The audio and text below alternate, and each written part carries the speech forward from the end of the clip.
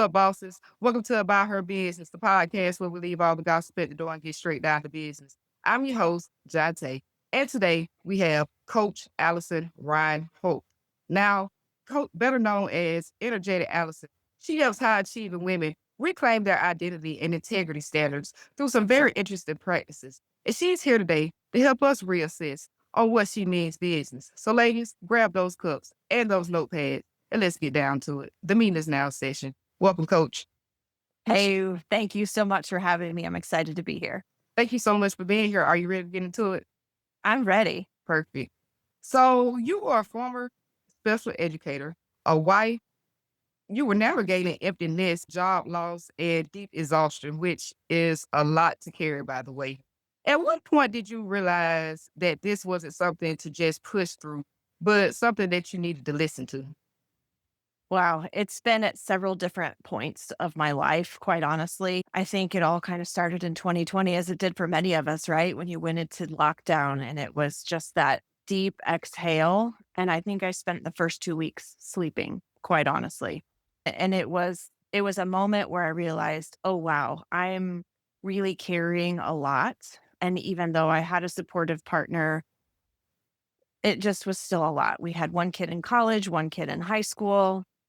It was just a really unsure time, and I just really took that time to dive in and begin to heal, and when we went back to work and back to school on hybrid, it was quick to get sucked back into the rigor of life and work and managing all of the things, and found myself extremely burnt out at the end of that school year to the point where it was physically manifesting in my body. I was having panic attacks at school, had to take time off of work. I had a rash all over my body from the stress.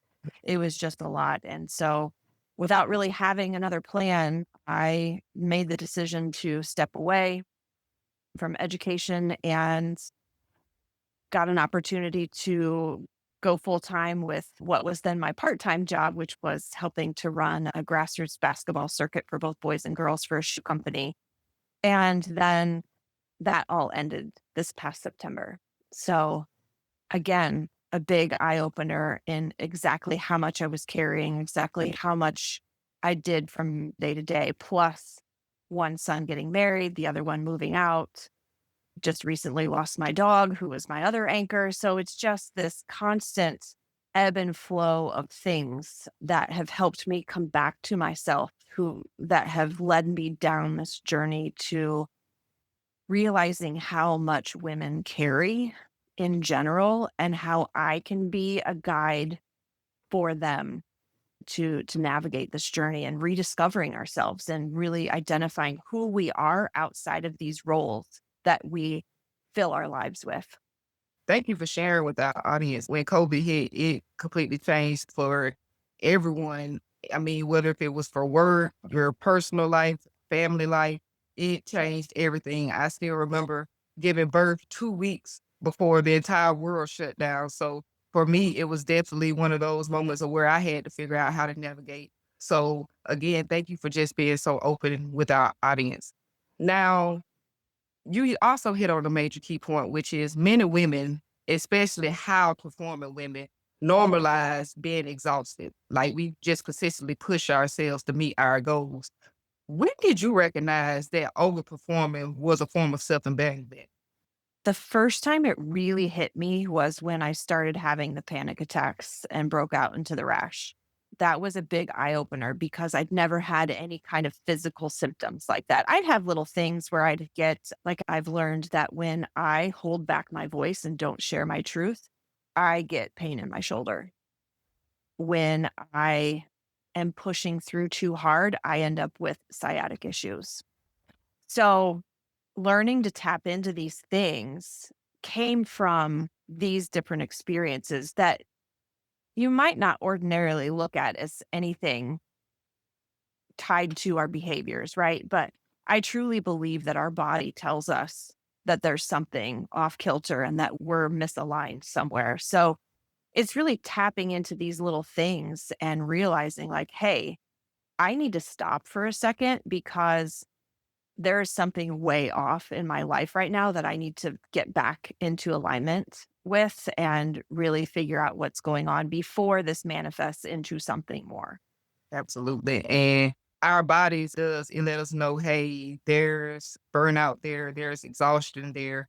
And often when we're in those high performing places, we tend to ignore that because we have to keep going. And for me, I was in one of those positions and I would come home every day with a headache.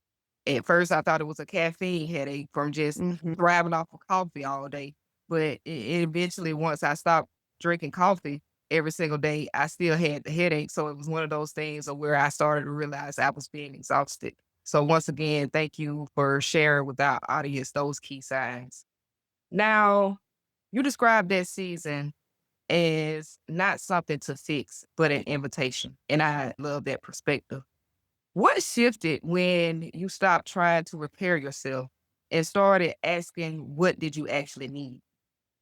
Boy, this is an ongoing thing, right? Because we dive into these self help things with the intention of really improving and not necessarily fixing, but getting to the root of whatever it is that's going on. And as a type A personality, as a goal setter and achiever, it's so easy to fall into that. I got to fix this in order to get better. So it's recognizing when I'm falling back into those habits, back into those, I have to push through because this has to get done. And really allowing myself that grace and the space to actually rest. And rest is so much more than just sleep, right? Like I'm a champion sleeper. I can go to bed and sleep through the night most nights and get a solid 8 hours, but I can still wake up tired. And that's because the things I'm doing during my day aren't fully honoring my needs. So, this last 7 months that I was not working full time and just doing kind of odd things here and there really allowed me to dive into my habits and really look at with introspection, not with the idea of fixing anything, but from a truly like inside out kind of perspective of, all right, these are the things I'm doing. Why am I doing them? How do they help me? What needs to change for me continue to live life the fullest and to reach the goals that I want to get to without completely depleting my energy? I don't think we ever figure it out. And I think it also fluctuates throughout our lives because we are in different seasons. You have a young child that's much different than me, who's empty nester and kind of reinventing myself, right? Like I couldn't have done this when my kids were small, but that's okay because I didn't need to be like this when my kids are small. So it's just that willingness to really look from a place of curiosity and not from shame and blame.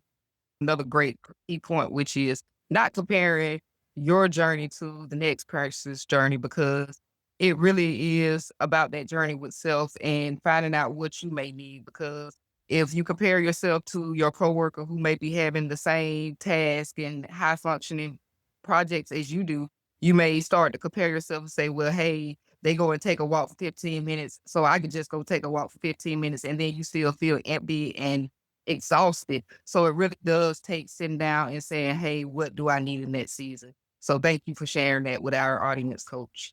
Now, I want to talk about your practices. So you've immersed yourself into yoga, Reiki, somatic breath work, nervous system regulation, and human design. How did these different techniques work together to create a real identity shift, not just as a coping mechanism? Yeah, that is an excellent question. I had to think about that when you sent me the list of questions and how I've used these to help and not just cope, because that's, again, a very real thing when we start working on self improvement types of things. And for me, yoga came about because I was coaching cross country and I was using it as core strength and injury prevention. And then it turned into a deep dive of self discovery because yoga isn't about the workout. As much as I love it for a workout and I teach it a lot every week and I practice a lot every week, yoga is truly, if you listen to the writings of Patanjali and the gurus, so to speak, yoga is the cessation of the mind. It's allowing yourself to center and ground yourself. And it took me 2 rounds of yoga teacher training to really get into that. I knew I was hooked as soon as I joined my first training, but the second one really solidified everything. Had no intention of teaching it, and here I am. I teach 4 hours a week. So, it's really been a foundational practice in my journey, not only for health reasons, but for my own mental well-being.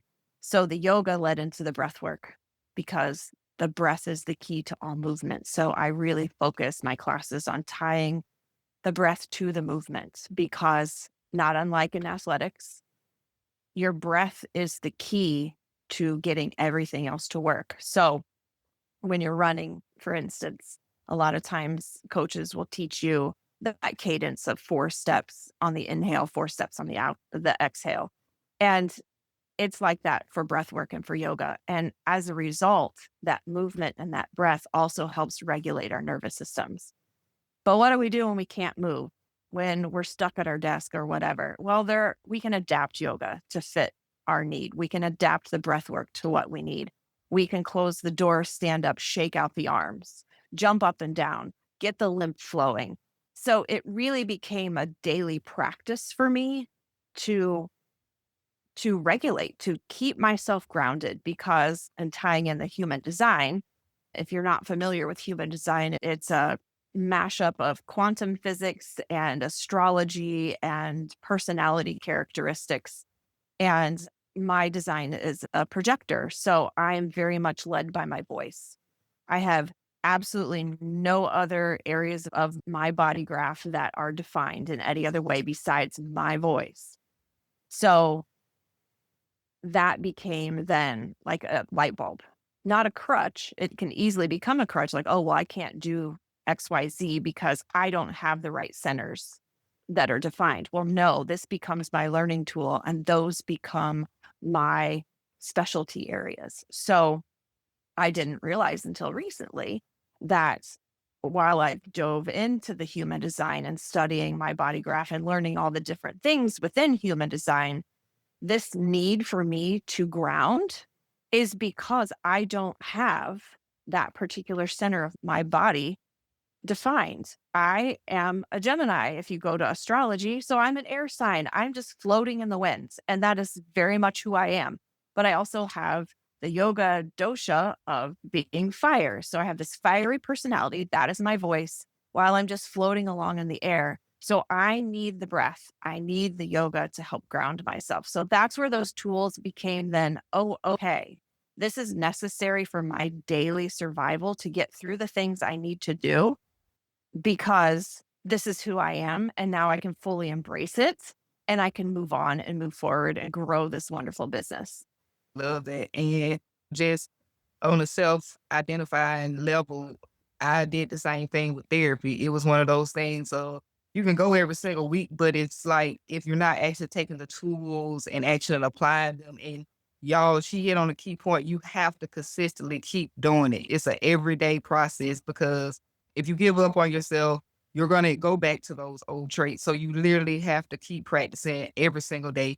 And just like me and coach, we both took those practices and those techniques that helped us, and we're now turning those into purpose and helping others. So thanks for sharing that tip, coach. And I think for you and I who have a more educational and psychological background with our education, there's this constant push from the industry to get the next certification, learn the next thing, get your CEUs, get your recertification, teach the next thing that is the best and the grandest and it's going to take us into the next leap of the century.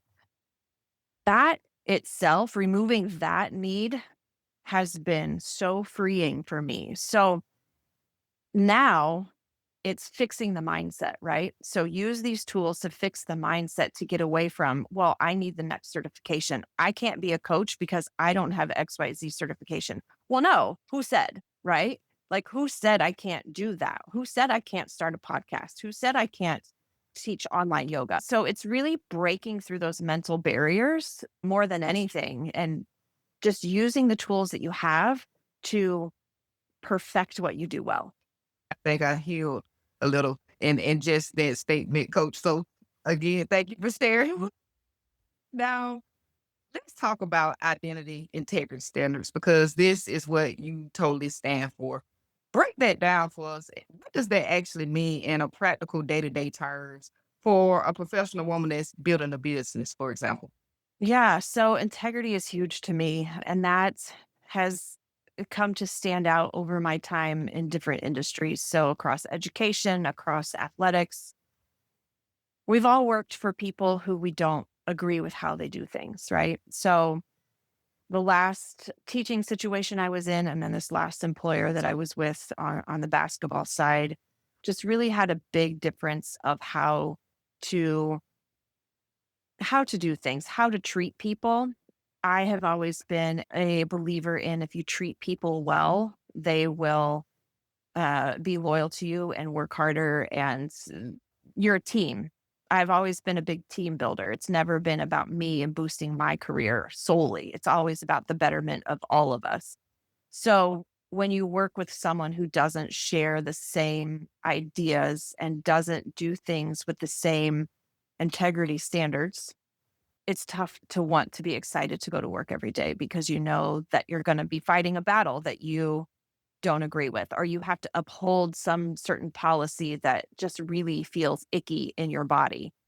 I remember completely absorbing the mission statement and believing in it wholeheartedly. And that mission was we do everything with the intent of learning to learn, grow, and give. Those were the three foundations was learn, grow, and give. And I embodied that statement quite literally. That is the entire foundation for my classroom. And when your employer pushes that on you, but doesn't follow it, that's tough for me. So this whole identity integrity standard, this program that is developing is my moral compass. It's my philosophy for life. And I feel like it's so important for us as women because we tend to give so much of ourselves to someone else's dream. I'm tired of building someone else's dream. I don't want to build another $1 million company for someone else. I want to build my own. And I want to help other people believe that they can do it too. So I'm taking this not only to other women because I know there are a lot of women like me who are midlife who are thinking, is this it? Like, is this what I have to look forward to the rest of my life? I have to work another 20 years like this for people who don't get it, who don't believe the same things that I do and hold the same standards and integrity that I do. I'm also taking it to athletes. I'm taking it to female athletes, specifically basketball right now, but working with these players to develop their own identity because so many times we see these kids entering transfer portals and going to the next program because they didn't fully understand what they wanted and what they needed out of college. Not that any 18-year-old should know that, but they should have an idea of who they are, like that base compass of who they are, what they stand for, and what they want out of their next step in life, knowing that's going to be redefined many times with each different cycle that we go through. But moms and daughters are really navigating a lot of this together and aren't talking about it. And you hit on pretty much the reason why I started the podcast because working in places where the integrity is completely gone in the workplace, you do sometimes lose yourself in it if you let yourself. And me being one of those persons like you, coach, it was just one of those things where I had to make a decision. Am I going to continue to sit here in a situation where I'm completely unhappy? Or am I going to go out there and take a chance on myself? And here we are. We have About Her Business, the podcast, and I'm doing it my way, which is a way of, as you said, learning how to treat people. You don't have to be the most popular person in the world or have a million followers to be a kind person. You can just be a kind person with just knowing yourself and redefining yourself. Exactly. So I want to talk about ambitious women for a second. How can they honor their energy and their boundaries without feeling like they're losing their competitive edge, in your opinion? I think that is one of those deep introspective times of life where we really have to look at what's most important. So tapping back into that integrity, is it really important that we be in that high level C-suite job with the title? Or is it more important that we are fulfilling this life's purpose that we have and really knowing what that life's purpose is? Yes, we have to have some of those experiences to figure that out. Yes, we need the income to be able to do whatever it is for that next step. Like I fully recognize that. But that doesn't discount the fact that in order to be energized about life, we really have to get in touch with who we are, what we want out of life. It's one of those things of where you literally have to make a decision. And it's hard. Again, if we're not saying walk out of your job today, definitely have a backup plan, definitely know where you're going once you leave. But you guys, we're living in a time now to where you got to choose happiness. If not, you're going to be bitter. I can't tell you how many of my previous coworkers I've literally sat and talked with, and they told me, I wish I had have done this. I want you to not end up like me. I want you to, you're young, you're free, make those decisions early on. So once you get to this age, you're not sitting around depending on a paycheck from somebody that can fire you tomorrow and replace you. So you guys, coach is, she's hitting on all the key points right now. And I have that lived experience. So you guys, we're going to definitely give y'all as much advice today as we possibly can. Now, speaking of your experience, what's the hidden cost of constantly performing, especially for women who are praised for being strong and reliable? For me, it was my health. Honestly, it was my physical health. I was miserable in so many ways, from a debilitating back injury that literally sidelined me to the point where I could walk a few steps and then get an horrible hamstring cramp to the point I'd have to stop and stretch. I couldn't sleep, I couldn't move. It was 2 months of weekly grass and scraping massages and acupuncture and chiropractic and just and cold laser, and I mean, I cannot explain to you the pain of that entire time, not to mention the panic attacks and the itchy rash and just reacting to everything I was eating. It was all an overload of my nervous system telling me, screaming at me, quite literally, "You have to do something different. This is not working." So, if you're familiar with The Body Leaves a Score, that's not the right title, but I can't think of it, but Talk about though. Loved it. it's an amazing book, even despite its biases and whatnot, but the premise behind it is fascinating, and it just really is true that the more dis-ease in your body, the more likely you are to have disease because of inflammation, because of stored tensions and just unrest. And again, my mind is an overthinker. I go all the time. Even in my sleep, I'm dreaming actively and somewhere else. You have to be actively working on finding peace, finding joy, and truly learning to be happy with yourself and your achievements and where you are. And just to add another example to what coach just said, working in a previous job, my breathing, I could feel myself like my breaths getting shorter and shorter. And now feel trying to regulate my breathing again from that shortness of breath and having to feel like I was walking on eggshells all day. So Mhm. guys, definitely listen to those key signs because your body does let you know what when you're feeling exhausted, when you're fearful, when you're feeling discouraged, even your body lets you know. So messaging is one of your areas of expertise.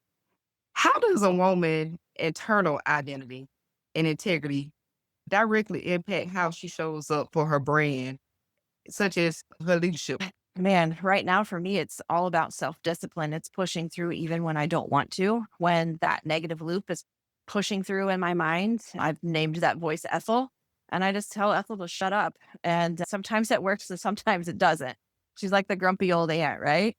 But when I say push through, I don't mean in that same sense of pushing through like we were talking about before, like where it becomes too much, where it becomes this deep mental and physical load that you have to bear. It's more of I know what I want to accomplish and I know the steps I need to take. So even when I'm uncomfortable, when I have the energy and I have the message, I'm going to show up on social media and I'm going to ramble on in my stories or create a quick reel.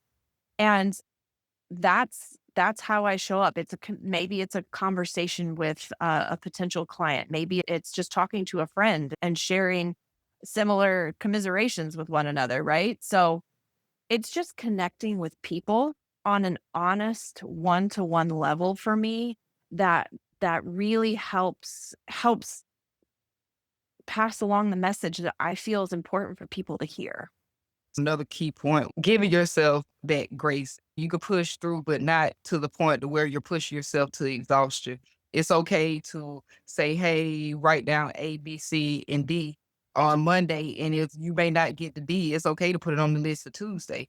Uh, Mhm. of that grace, because whether you realize it or not, just taking steps, even if they're baby steps, it's still getting you to that goal. And this is a journey, y'all. Life is a journey. It's not a race. If you're racing, I'm here to tell you death is literally the reward. So if it's time to change the mindset to thinking of life as a journey and just send that tone to where you feel like you can keep going. So thanks for that tip, coach. There are so many little things that we don't even realize that we are carrying into our lives every day. And one of those for me when I began working from home was just the whole idea of a work week and a work schedule.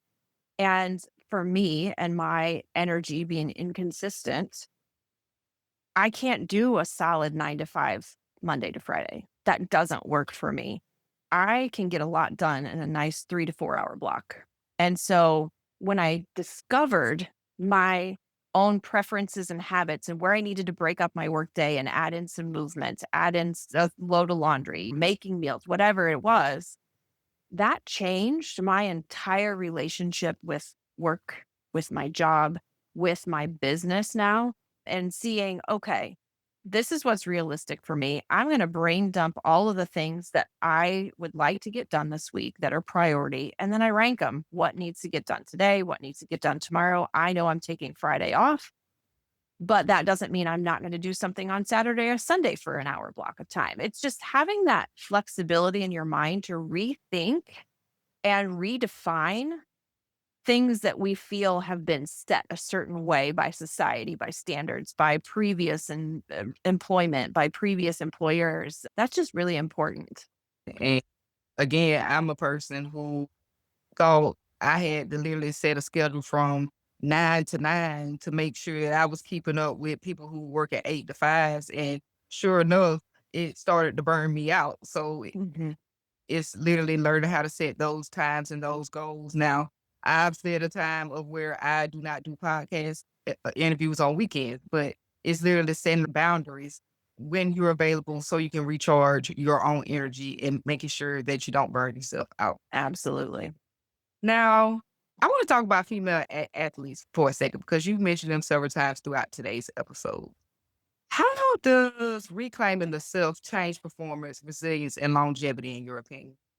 I think for a lot of kids, the time that I've worked with them over the last few months, for a lot of kids, it's just been realizing they have a say, that they have a voice in this. I think a lot of times our athletes feel an obligation to their parents because they've spent years and thousands of dollars running around the country, maybe around the world, depending on their opportunities, chasing this dream of playing this sport. In my case, basketball. My oldest son played Division 3 basketball his freshman year of college. So I lived it. I lived it as a parent. Lived it as the mom of an athlete. There's a lot of factors that go into that decision, and kids a lot of times feel like they're letting other people down and don't take into account their own wishes, their own desires, their own they don't know what coaching styles they like. They don't know what they don't know. So, through this process of working with the players, I've tapped into the tools of visualization and looking within, looking at, okay, this is where I am now. This is what I want to get better at. We start with something simple like maybe they want to be better at their jump shot or they want to be better at free throws, and really tapping into visualizing what that looks like and visualize putting in the reps before you actually go put in the reps. And seeing success come from both of those practices because they're putting in the work to get to where they want to be. So I think really just getting down to brass tacks and knowing a little bit more about who they are, what they like, what they want, the coaching styles that works for them. I've kind of lost my train of thought here, so I don't know if that addresses the question at all, but I feel like those are all good first steps for helping them get to ultimately what is a good fit for them for their collegiate programming. And you mentioned several key points in talking about athletes, which is the or am I letting my family down? Am I letting my coaches down? And they don't tend to think about themselves quite often. And we've seen the pros go off to the pros and have several addictions and scandals and problems. Mhm. And it's due to that performance and not necessarily having that moment to take a step to think about self. So again, thank you for thinking about athletes and how they consistently have to just push through, as we like to say. Yeah. Now, we've also talked about women pushing through, and we tend to do this, and a lot of women are going to continue to still do this even after today. But I want to get some advice from you on what are some tangible nervous system or somatic practices that women can implement right now to stop running on survival mode. I feel like movement is key for me. It's critical for me to get up from whatever it is I'm doing when I begin to feel that frustration, when I begin to notice that breath is shallow, when I'm breathing too fast, when the headache is starting to creep in, it is time to get up and move. So, whether that's just walking to the bathroom, going to get a drink of water, just getting up from where I am and changing the scenery just for a few minutes. Maybe I'm doing a lap through the house. Maybe I go outside and stand on the porch and let the sunshine hit my face. It really is important to get back in touch with the breath and recenter. And it doesn't have to be anything complicated. It's as simple as getting up from the desk. It's as simple as closing your eyes, taking a nice deep inhale for 4 counts, hold at the top, exhale for 6, or just an equal part inhale, exhale, 4 counts in, 4 counts out. It doesn't have to be complicated. It's just that moment to reconnect with yourself, to determine what you need next, and then figure out how to get that need met. So maybe it's you realize you've got to ask for help for something. Again, not a strength of mine. As many high performing, high achieving women, it's not a strength to ask for help because oftentimes it's easier and quicker if we just do it ourselves. But sometimes you recognize, like, okay, I cannot shoulder all of this right now. I have to figure out how to get some help with this. So it just take a moment and tune back in. Absolutely. And I do want to ask, how do you help women distinguish between discipline and self betrayal? You can see that pattern pretty quickly when you start talking to someone because, again, we're told all these things that we should be doing, right? You need to be lifting weights. Protein is now our full time job. Like, there's all these things, protocols that are recommended for us walking with a weighted vest, making sure we get 30 minutes of weight bearing exercise 3 times a week, like all of those things. Not to mention taking care of the kids and homemade meals and organic this and drink your water, all of those things. So, when you start looking at women's schedules, when you start having them talk about their day and really watch the body language as they start describing what they're doing, how they're carrying through, you recognize then those workouts are not necessarily serving her.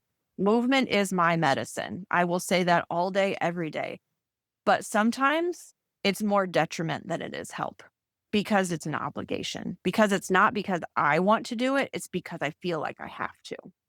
So it's really observing the other person and seeing what is it they're really telling you about their day. And then we start looking at, okay, What are the absolute have to get done task items on my list? What are the things that I enjoy that genuinely bring me joy? And then what are those things I'm doing because I feel like I have to? And they don't necessarily bring me joy, but I'm doing them anyway because I'm supposed to. So it's really looking at the whole picture, not only the list, but also the body language, the emotion that's coming from the description of the things that she's doing every day. That's how you start discerning the pushing through versus the necessity. So that was a great example. And I do want to ask for our women that are out there listening right now, what would you want her to reflect on right now if she's feeling deeply exhausted? Really take an inventory. Like, write down all the things you're doing. Just brain dump it on a piece of paper, voice note it, handwritten, typed, whatever. Just take a moment and really look at everything you're doing and highlight the ones that are most important. And I love to cook and I strive to make meals at home and everything, but sometimes it's girl dinner, right? Like it's nacho chips with cheese on top and I don't care. Like fed is best right now sometimes. So it's just learning to give yourself grace on the things that are getting done, but maybe not to the same standard that you would like them to be because you don't have the energy. So just really look at what needs to take priority. What can you give yourself grace on? What can you get some help with? If it's asking a partner, maybe it's asking the kids to help and turning it into a game, something as simple as like the dishwasher or putting away laundry. Maybe you just live with living out of the laundry basket. That's okay. Like this is a standard that doesn't have to be observed just because you think it should be. Just really take a deep inventory of what all you're doing, see what can maybe slide a little bit. Absolutely. And you guys, coach, she knows all my hats that I wear, but if you know me, that mother hat outweighs all the other hats. So if anything goes wrong with my daughter, I'm completely gonna push the podcast to another day, or I'm gonna push my blog to another day. I'm gonna make those necessary changes. So you really do have to make a list of what's most important, what can be changed, what can be set aside to another day. When you're an entrepreneur, you have to just set that schedule, you guys. But remember, being a parent is probably gonna always come first. Always, even when they're grown, they're still the priority. Absolutely. 'Cause I would tell you now, my mom, she still would put her job to the side if anything went wrong with one of me and my sister. So, and we're all fully grown. So it's very true, you guys. Now, sadly, we've come to the end of today's episode, and we always leave with a legacy. So I give you a couple of minutes to think about this. When we think back to your work years from now, how do you want people to remember you? I want to be known as an agent of change.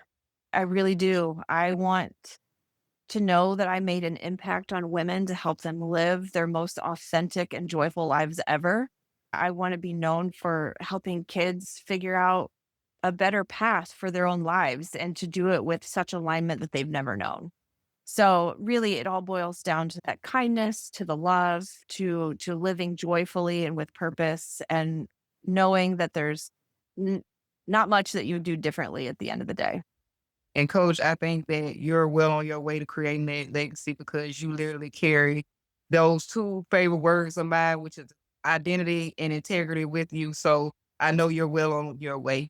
Now, sadly, we run out of time today, you guys. But before we go, we want to make sure that we get all of Coach's information. So let us know all your socials, how we can sign up for your services. Let us know all the details. Yeah. So my social media handle is at energetic_Allison. I'm on TikTok and Instagram and threads. My website is AlisonReinholt.offeringtree.com.